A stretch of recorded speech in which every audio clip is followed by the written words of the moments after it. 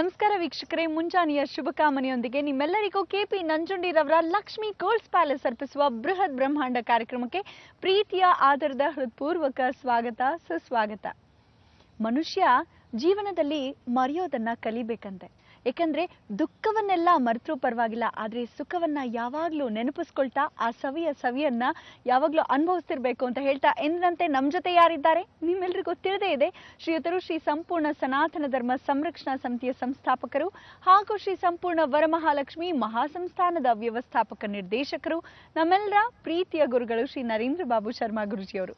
ನಮಸ್ತೆ ಗುರುಜಿ, ನಿಮ್ಗೆ ಬೃಹತ್ ಬ್ರಹ್ಮಾಂಡ ಕಾರ್ಯಕ್ರಮಕ್ಕೆ ಪ್ರೀತಿಯ ಸ್ವಾಗತ. ನಮಸ್ಕಾರ ಗುರುಜಿ, ಶುಕ್ರವಾರದ ಈ ಶುಭ ದಿನ ಯಾವ ವಿಶೇಷ ಮಾಹಿತಿಯನ್ನ ನಮ್ಮೆಲ್ಲರ ಮುಂದೆ ಇಡ್ತಾ ಇದ್ದೀರಾ? ಎಲ್ಲ ವೀಕ್ಷಕ ಬಾಂಧವರಿಗೆ ಪರಿಪೂರ್ಣದ ಸ್ವಾಗತ ನಿಮ್ಮೆಲ್ಲರ ಬ್ರಹ್ಮಾಂಡ ಲೋಕಕ್ಕೆ. ಇವತ್ತಿನ ದಿವಸ ಬಹಳ ವಿಶೇಷಕರವಾಗಿರ್ತಕ್ಕಂಥ ದಿನ. ಶುಭ ಸುಪ್ರಭಾತ ಇದ್ದ ಹಾಗೆ ಕೌಸಲ್ಯ ಸುಪ್ರಜಾ ರಾಮ ಪೂರ್ವ ಸಂಧ್ಯಾ ಪ್ರವರ್ತತೆ ಅಂದರೆ ಶ್ರೀನಿವಾಸನ ಸಾನ್ನಿಧ್ಯಕ್ಕೆ ಹೊಂದಿರತಕ್ಕಂಥ ದಿನ. ಯಾವತ್ತು ಯಾರ ದೇವರಿಗೆ ಅಭಿಷೇಕ? ಇವತ್ತಿನ ದಿವಸ ಶುಕ್ರವಾರ. ಪ್ರತಿ ಶುಕ್ರವಾರದಲ್ಲಿ ಅಭಿಷೇಕವಾಗೋದು ಸಾಕ್ಷಾತ್ ಶ್ರೀನಿವಾಸನ ಸಾನ್ನಿಧ್ಯಕ್ಕೆ. ಇದು ತಿರುಪತಿಯಲ್ಲಿ ಬಹಳ ವಿಶೇಷ. ಇವತ್ತಿನ ದಿವಸ ನಕ್ಷತ್ರಾದಿ ಸ್ವರೂಪವಾಗಿರ್ತಕ್ಕಂಥ ಬುಧನು ವಕ್ರತ್ಯಾಗವನ್ನು ಮಾಡಿ ಋಷಿ ಸಾಂಸ್ಕೃತಿಕವಾಗಿ ಕೂತಿರ್ತಕ್ಕಂಥ ಮೂಲಾ ನಕ್ಷತ್ರದಲ್ಲಿ, ಮೂಲಾ ನಕ್ಷತ್ರ ಸರಸ್ವತಿ. ಇದು ಸರಸ್ವತಿ ತಾನು ವೀಣೆಯನ್ನು ನುಡಿಸ್ತಾ ಇದ್ದ ಸಮಯದಲ್ಲಿ ಶ್ರೀನಿವಾಸನು ನಿದ್ರಾವಸ್ಥೆಗೆ ಹೋಗ್ತಾನೆ. ಅಂದರೆ ಲಕ್ಷ್ಮಿ ಕಾಲುತ್ತಾ ಇದ್ದಾಗ ಅವಳು ಹೇಳ್ತಾಳೆ, ಯಾವ ಕಾಲಕ್ಕೂ ಸರಸ್ವತಿ ನೀನು ವೀಣೆ ನುಡಿಸ್ತಾ ಇದ್ದ ಸಮಯದಲ್ಲಿ ಅಂಥ ಒಂದು ಬ್ರಹ್ಮಲೋಕದಿಂದನೇ ಬರಬೇಕು ಅಂತ ಹೇಳಿ. ಆ ಕಡೆ ನೋಡಿದ್ರೆ ಪ್ರಾರ್ಥನೆ ಅಂದರೆ ಯಾರು? ವಿಷ್ಣುವಿಗೆ ಸೊಸೆ ಆಗ್ತಾಳೆ ಸರಸ್ವತಿ, ಬ್ರಹ್ಮನ ಪರಿಪೂರ್ಣವಾಗಿ ಧರ್ಮಪತ್ನಿ. ಬ್ರಹ್ಮನ ಪತ್ನಿಯಾಗಿರ್ತಕ್ಕಂಥವಳ ಸರಸ್ವತಿಯ ಸ್ಮರಣೆಯನ್ನು ಇಂದು ಮಾಡಿಕೊಳ್ಳೇಬೇಕು. ಮೂಲಾ ನಕ್ಷತ್ರದಲ್ಲಿ ಬುಧ ಯಾವತ್ತು ಕೂತ್ಕೊತಾರೆ? ನಿಮ್ಮೆಲ್ಲರ ಮಕ್ಕಳಿಗೆ ವಿದ್ಯಾಭ್ಯಾಸ ಸರಿ ಇಲ್ವಾ? ಯಾವ ಕಾಲಕ್ಕೂ ಜ್ಞಾನ ಇಲ್ವಾ?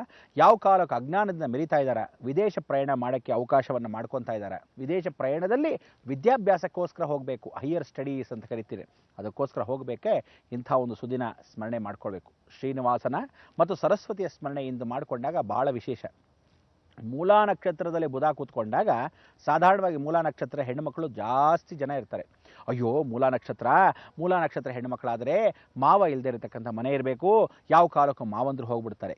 ಪಾದಂ ಸ್ಮರಾಮಿ ಅಂದರೆ ಯಾವ ಪಾದದಲ್ಲಿ ಅನ್ನೋದು ಗೊತ್ತಿರಲ್ಲ ನಿಮಗೆ, ನಿಮ್ಮ ಪಾಡಕ್ಕೆ ನೀವು ಮಾಡ್ಕೊತಾ ಗೊತ್ತಿರ್ತಾರೆ. ಅದಕ್ಕೆ ಸರಸ್ವತಿ ನಮಸ್ತುಭ್ಯಂ ವರದೆ ಕಾಮರೂಪಿಣಿ ವಿದ್ಯಾರಂಭಂ ಕರಿಷ್ಯಾಮಿ ಸಿದ್ಧಿರ್ಭವತು ಮೇ ಸದಾ. ಕಾಶ್ಮೀರ ಪುರವಾಸಿನಿ ಯಾರವಳು? ನಮಸ್ತೆ ಶಾರದಾ ದೇವಿ ಕಾಶ್ಮೀರ ಪುರವಾಸಿನಿ ತ್ವಮೇವ ಪ್ರದೇ ನಿತ್ಯಂ ವಿದ್ಯಾದೇಹಿ ಚ ಧೀಮಹಿ. ಎರಡನ್ನ ಕೊಡ್ತಕ್ಕಂಥ ಕಾಶ್ಮೀರ ಪುರವಾಸಿನಿ. ಕಾಶ್ಮೀರದಲ್ಲಿ ಯಾಕೆ ಕೂತ್ಕೊಂತಾಳೆ? ಹಿಮದಲ್ಲಿ ಕೂತ್ಕೊಂಡು ಸರಸ್ವತಿಯು ತಾಣವನ್ನಾಗಿ ಆ ನಾದವನ್ನು ನುಡಿಸ್ತಾಳೆ. ಈ ನಾದವನ್ನು ಕೇಳಿ ಬಹಳ ಸಂತೋಷ ಪಟ್ಟಿರ್ತಕ್ಕಂಥವನು ರಾಕ್ಷಸ ವಂಶನಾಗಿರ್ತಕ್ಕಂಥ ರಾವಣನು ವೇಣಿಯನ್ನು ನುಡಿಸ್ತಾನೆ. ನಾರ್ಧನು ಪರಿಪೂರ್ಣವಾಗಿ ತುಂಬರ ಜೊತೆಗೆ ವಿಶೇಷವಾಗಿ ನಾರ್ದವನ್ನು ನುಡಿಸ್ತಾರೆ. ಅವರು ನಾದವನ್ನು ನುಡಿಸಿದಾಗ ಅವರ ಕೈಯಲ್ಲೂ ವೀಣೆ ಇರುತ್ತೆ. ಒಬ್ಬೊಬ್ಬರ ವೀಣೆಗೆ ವಿಶೇಷವಾಗಿರ್ತಕ್ಕಂಥ ಹೆಸರುಗಳು ನಾಮಕರಣಗಳಿದೆ. ಆದರೆ ಸರಸ್ವತಿಯನ್ನು ಒಂದು ವೀಣೆಯನ್ನು ನುಡಿಸ್ಬೇಕಾದ್ರೆ ವಾಣಿ ಯಾವತ್ತೂ ನುಡಿಯನ್ನು ನುಡಿಸ್ತಾ ಇದ್ದ ಸಮಯದಲ್ಲಿ ನೀವು ನೋಡಬೇಕು ನಿದ್ರಾವಸ್ಥೆಗೆ ಹೋಗ್ತೀವಿ ಅಂತ. ಶ್ರೀನಿವಾಸನು ನಿದ್ರಾವಸ್ಥೆಗೆ ಹೋದಾಗ ನಾವು ಹೋಗ್ತೀವ? ಇಲ್ಲ, ನಾವೆಲ್ಲ ಜಾಗೃತರಾಗ್ತೀವಿ. ಸಾಕ್ಷಾತ್ ಶ್ರೀನಿವಾಸ ಮಾತ್ರ ನಿದ್ರಾವಸ್ಥೆಗೆ ಹೋಗ್ತಾನೆ.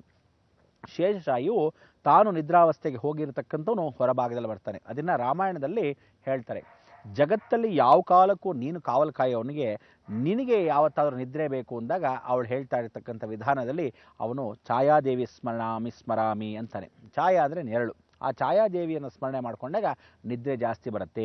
ಅದಕ್ಕೆ ನೀವುಗಳು ಯಾವತ್ತೂ ತಿಳ್ಕೊಳ್ಳಿ, ರಾತ್ರಿ ನಿದ್ದೆ ಬರದೇ ಇರತಕ್ಕಂಥವ್ರಿಗೆ ಈ ದಿನ ಬಹಳ ನೆನೆಸ್ಕೊಂಡಾಗ ಸರಸ್ವತಿ ವೀಣೆಯನ್ನು ನುಡಿಸಿದಾಗ ಆ ವೀಣೆಯಲ್ಲಿ ನಾವು ತಲ್ಲೀನರಾಗಬೇಕಾದ್ರೆ ಜೀವನದಲ್ಲಿ ನಿದ್ರೆ ಬರದೇ ಇರತಕ್ಕಂಥವ್ರು ಎಷ್ಟೊತ್ತಾದರೂ ಒದ್ದಾಡ್ತೀರಾ, 2:30, 3 ಗಂಟೆ 4 ಗಂಟೆ, ಇನ್ನೇನು ಬೆಳಗಿನ ಜಾವ ನಿದ್ರೆ ಬಂತು ಅಂತೀರಾ.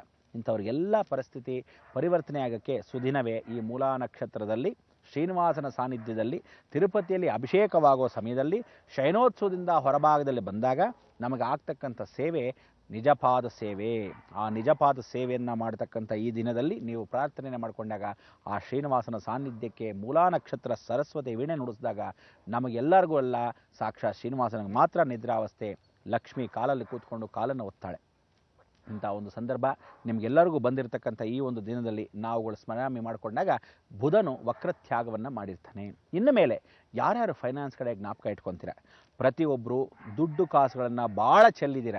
ಅದನ್ನೆಲ್ಲ ಜಾಗ್ರತೆ ಪಡಿಸ್ಕೊಳ್ಳಿ. ಎಲ್ಲಾದರೂ ಇನ್ವೆಸ್ಟ್ಮೆಂಟ್ ಮಾಡಲೇ ಇಲ್ವಾ ಜೀವನದಲ್ಲಿ, ಇವತ್ತಾದರೂ ಇನ್ವೆಸ್ಟ್ಮೆಂಟ್ ಮಾಡ್ಕೊಳ್ಳೋಕೆ ಶುರು ಮಾಡ್ಕೊಳ್ಳದೇ ಇದ್ದರೆ ಇನ್ನು ಮೇಲೆ ಭಿಖಾರಿಗಳಾಗೋದು ಗ್ಯಾರಂಟಿ. ಯಾಕೆಂದರೆ ಬುಧ ವಕ್ರ ತ್ಯಾಗವನ್ನು ಮಾಡಿಬಿಟ್ರೆ, ಇಡೀ ಜಗತ್ತಲ್ಲಿ ಮೂಲಾ ನಕ್ಷತ್ರದಲ್ಲಿ ಅಂದರೆ ಗುರು ಮನೇಲೇ ಕೂತ್ಕೊಂಡ್ಬಿಟ್ರೆ ಬುಧ ಏನಾದ ಹಂಸಯೋಗವನ್ನು ಸೃಷ್ಟಿ ಮಾಡ್ತಾನೆ. ಸಾಕ್ಷಾತ್ ಚಂದ್ರನ ಜೊತೆಗೆ ಆ ಧನುರಾಶಿಯಲ್ಲಿ ಕೂತ್ಕೊಂಡಾಗ ಹಂಸಯೋಗವನ್ನು, ಚಂದ್ರನ ಜೊತೆ ಕೂತ್ಕೊಂಡಾಗ, ಗುರು ಮನೆಯಲ್ಲಿ ಇಬ್ಬರು ಕೂತ್ಕೊಂಡಾಗ ಹಂಸಯೋಗ ಅಂದರೆ ದೊಡ್ಡದಾದಾಗ ಕಷ್ಟವೂ ಹಂಸಯೋಗವೇ, ಸುಖವಾಗಿ ಬಂದರೂ ಹಂಸಯೋಗವೇ. ಕಷ್ಟವಾಗಿ ಬಂದ ಹಂಸಯೋಗ ಹೇಗೆ? ಹೆಣ್ಣು ಮಕ್ಕಳಿಗೆ ಯಾವ ಕಾಲಕ್ಕೂ ವ್ಯಾಮೋಹ ಹೆಚ್ಚಾಗತ್ತೆ, ಗಂಡ ಮಕ್ಕಳಿಗೆ ವ್ಯಾಮೋಹ ಹೆಚ್ಚಾಗತ್ತೆ, ಆರ್ಥಿಕ ಪರಿಸ್ಥಿತಿ ಕೆಳನೆಲ ಕಚ್ಚತ್ತೆ. ಇದಕ್ಕೆ ನೀವು ಭದ್ರತೆ ಪಡಿಸ್ಕೋಬೇಕು. ತಾನು ತನ್ನ ಮನೆಯನ್ನು ಧನುರಾಶಿಯಿಂದ ನೋಡಿದಾಗ, ಬುಧ ವಕ್ರತ್ಯಾಗವನ್ನು ಮಾಡಿದಾಗ ಫೈನಾನ್ಸ್ ಸ್ಟೇಟಸ್ಸು ಭಾಳ ಕಷ್ಟವಾಗತ್ತೆ. ಇದನ್ನೆಲ್ಲ ಸರಿಪಡಿಸ್ಕೊಳ್ಳೋಕ್ಕೆ ಯಾರೋ ಶ್ರೀ ನಿಧಿ, ಆ ನಿಧಿಯನ್ನು ಹುಡ್ಕೊಂಡು ಹೋಗೋ ಸಂದರ್ಭ ಶ್ರೀನಿವಾಸನ ಹತ್ರ ಬಿಟ್ಟರೆ ಇನ್ನೆಲ್ಲೂ ಇಲ್ಲ. ಅದಕ್ಕೋಸ್ಕರ ವೆಂಕಟೇಶ್ವರ ಸಂಕಟ ಬಂದಾಗ ವೆಂಕಟರಮಣ ಅಲ್ಲ, ಇವತ್ತಿಂದನೇ ವೆಂಕಟರಮಣ ಅನ್ನಕ್ಕೆ ಪ್ರಾರಂಭಿಸೋಕ್ಕೆ ನೀವೆಲ್ಲ ಅವಕಾಶ ಮಾಡ್ಕೊಳ್ಳಿ. ಈಗ ಬಂದೆ.